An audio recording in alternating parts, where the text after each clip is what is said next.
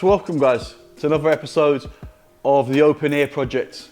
And in today's episode, we'll be covering the front suspension, kind of putting the wishbones on, the front calipers and carriers, discs and pads, and the brake lines, so that I can then drop the car back on the floor, roll it forwards, and then do this rear beam conversion with the 256 vented rear brake setup.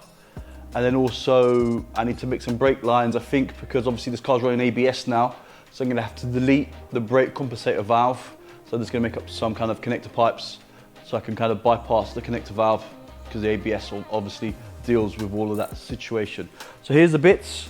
These are the bits that came off the Mark III convertible 3.5 that was in the UK. These already got, I give them a bit of a clean and give them another lick of paint, because surprisingly they ended up being on the car for a lot longer than I thought they would be. They ended up being on the car for a year, but the bushes are still all good. The discs are okay as well, and I just gave the calipers a good once over again. So yep, so I'm just going to put these on and crack on, because then also what I want to do is once that's done, I can roll it forward and then actually get the driver's side Recaro Color Concept seat in, and that almost literally completes the interior at that point, which is really quite cool. And then also once I've rolled it forward and got this the Bon Jovi out of the way, I can get the rear beam on, like I said, because I've been tripping over this for the last day or so. So I want to get that done. Okay, let's crack on with this. You know, it's been 6 months since the last time I worked on this car. Got the wishbone on, just about to kind of put the lower ball joint on and stuff, and I realised, hold on, I haven't got the ABS sensor here, and obviously I've put ABS onto this car now, and I realised that's why I haven't actually painted up this hub and stuff, because I knew I wasn't keeping this hub. And so I've got to actually fit the hubs that I brought with me from the UK, from the convertible, the 3.5. So yep, so I'm just going to quickly whip this off and put the 3.5 ones on.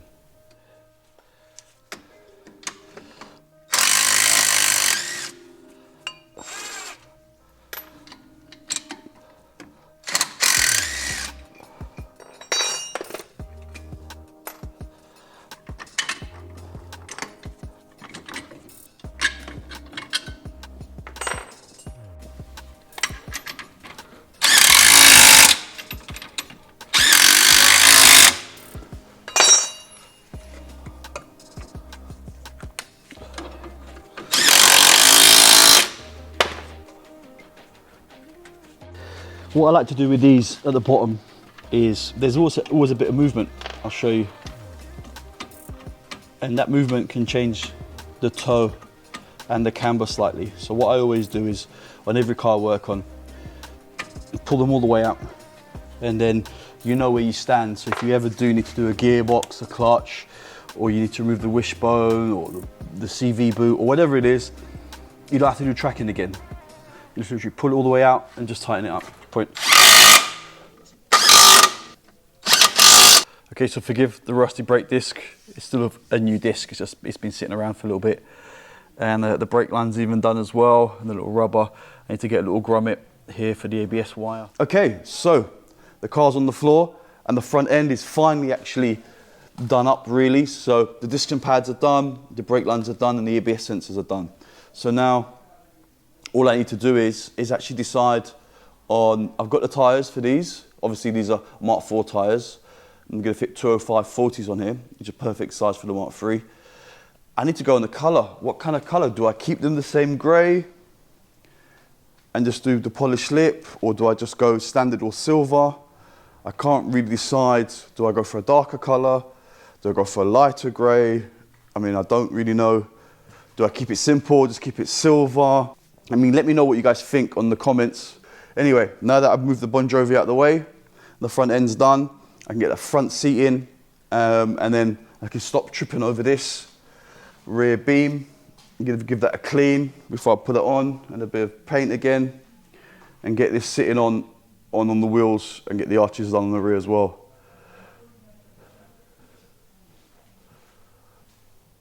Okay, so that's all the seats in, and the interior is looking almost complete. Looks pretty cool with the blue belts and stuff on it.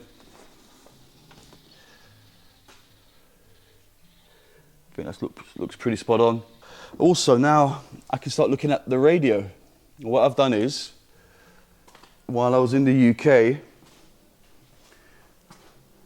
I ordered a radio off eBay. It came from Germany, and it's from a 1996, I think it is, or 97, a VW Passat.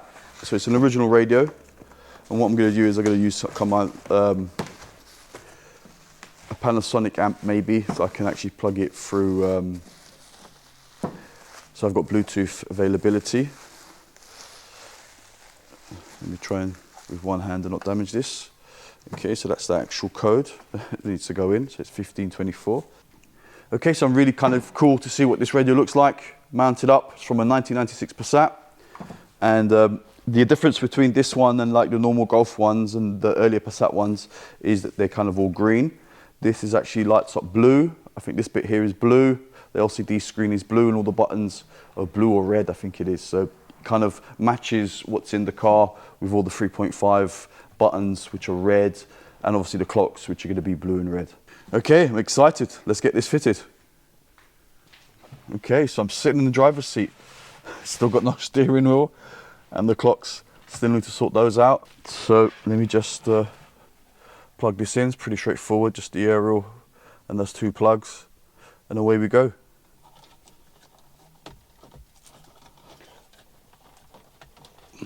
And I think the beauty with these VW radios is actually you don't need a cage for it. It should actually slide straight into the plastic trim, hopefully.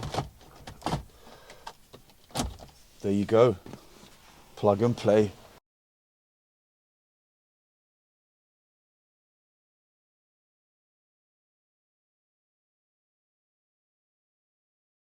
So yep, so that really does suit the car. Can't wait to, once it's all powered up, and see it all illuminated up. Okay, so I've taken the interior as far as I can go. I've tied up all the loose ends on it. It seems quite amazing to actually be sitting here in the driver's seat, and it's really comfortable Recaro. I do love these Recaro seats. I mean, any car that I've had, I've always dropped in a set of Recaros from the Mark III. Doesn't matter what car I've had. I even had, in the early days, a Seat Cordoba ABF, and I also dropped a set of Recaros in that from a Mark III and retrimmed them. I mean, I just like them in every single car. I've got a bit of a fetish for them. And the next project, which is I'll only start once I finish this car, but I've actually lined it up already, and I've lined up some parts for it already. I'm doing this for you guys. It's going to be a Mark II conversion, 20 valve turbo. So I'll take you guys through the beginning to end of that project. But so you guys can see the standards and how I like the cars in my head, and then you can kind of maybe see where the Mark II is going to go and other future projects that I'm going to do. I'm going to finish this one so you can see where my ideas stand, and hopefully you guys can kind of connect with that and see my kind of vision for these cars.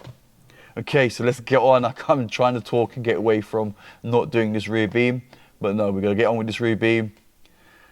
Okay, let's go. Now, due to running the ABS now, I don't need this compensator valve. So I need to kind of do the lines on this. So looking at this, actually I've noticed that I can actually, this one here, which goes up to here, I can actually probably bend that one round and it will actually feed straight into the pipe, so that's not an issue. These two need to be connected together, but I'm not going to do it here because it's quite untidy. If I rotate you guys round, you can just see they come very close here. So I think what I'm going to do is I'm going to remove them, but I also may have a double female connection point. Let me check from the Mark IV Golfs. I don't know if I've got one in around because obviously it will look more OEM. So that'll just be the join there, and this one, like I've said, is easy. This bottom one, I'll just bend it up tidy with my pipe bender and get it to go where it needs to go. Okay, nice and easy peasy. Okay, so at least I'm halfway there on my favourite journey, which is doing these rear beams. I really dislike these, I don't know why, I just do. Comes in handy, the older power tools. So yep, so this is off, and now I'm just going to pull it to the side. I've cleaned up the one with the vented discs on, just bolt that one up. should be easy peasy, and then I can just deal with them brake lines. Okay, so I was going through my little collection, and I do actually have the original Mark IV. I do keep these sometimes, but actually I've got a fresh one. I'm going to put a fresh one on. So what I'm going to do is I can just cut that pipe, and with my brake flaring tool and my brake bending tool, I can just move the original line and connect them together, and it's going to be quite easy. So let's go under the car and connect these lines up.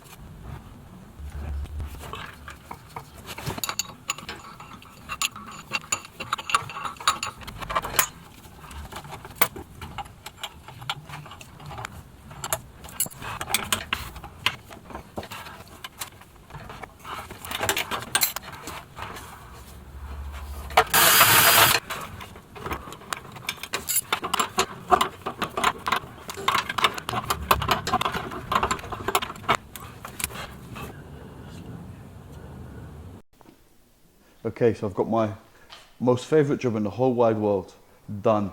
So the brake lines have been made, as you saw. The beams all painted up, as you can see. It's all fresh again, looking good, and so is the backing plate. Now I'm just going to put these wheels on.